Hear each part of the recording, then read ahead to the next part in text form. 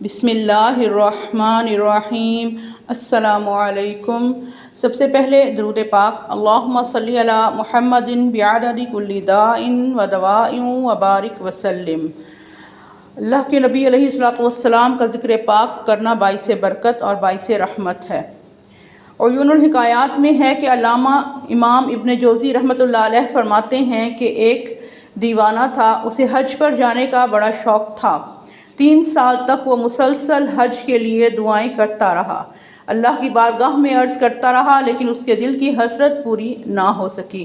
4تھے سال حج کا موسم تھا، دل میں پھر کعبۃ اللہ کی حاضری کی تڑپ نے زور پایا اور اس نے پھر اللہ کی بارگاہ میں دعائیں مانگنا شروع کی، اور اس بار اس پر کرم ہو ہی گیا۔ ایک رات جب وہ سویا تو سوئی ہوئی قسمت جاگ اٹھی، آنکھ لگی تو دل کی آنکھیں کھل گئیں اور دیکھا کہ پیارے آقا صلی اللہ تعالیٰ علیہ وآلہ وسلم تشریف لائے ہیں۔ رسول اللہ صلی اللہ تعالیٰ علیہ وآلہ وسلم نے فرمایا کہ تم اس سال حج کے لیے چلے جانا۔ رسول اللہ صلی اللہ تعالیٰ علیہ وآلہ وسلم کی زبان مبارک سے حج کی اجازت کی خوشخبری سنتے ہی اس دیوانے کی آنکھ کھل گئی۔ بارگاہ رسالت صلی اللہ تعالیٰ علیہ وآلہ وسلم سے حج کی اجازت مل چکی تھی، اس کا دل خوشی سے جھوم رہا تھا اور اپنے نبی علیہ الصلوۃ والسلام کی آواز مبارک اس کے کانوں میں رس گھول رہی تھی۔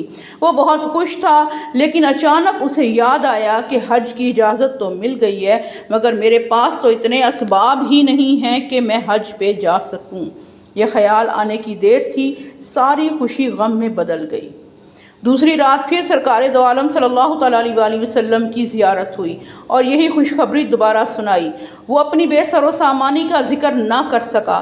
تیسری رات پھر کرم ہوا، آقا علیہ الصلوۃ والسلام نے پھر فرمایا کہ تم اس سال حج کے لیے چلے جانا، مگر وہ اپنی پریشانی بیان نہ کر پایا۔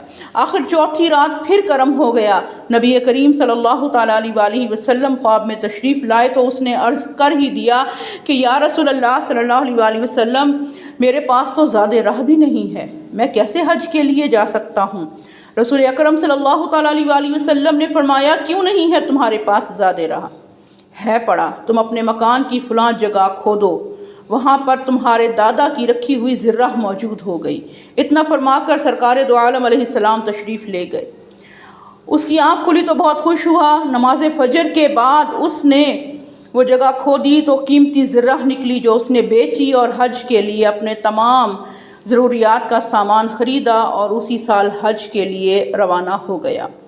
جسے چاہا در پہ بلا لیا، جسے چاہا اپنا بنا لیا، جسے چاہا در پہ بلا لیا، جسے چاہا اپنا بنا لیا۔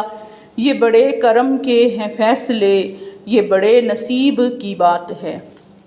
اللہم صلی علی محمد بعدد کل داء و دواء وبارک وسلم۔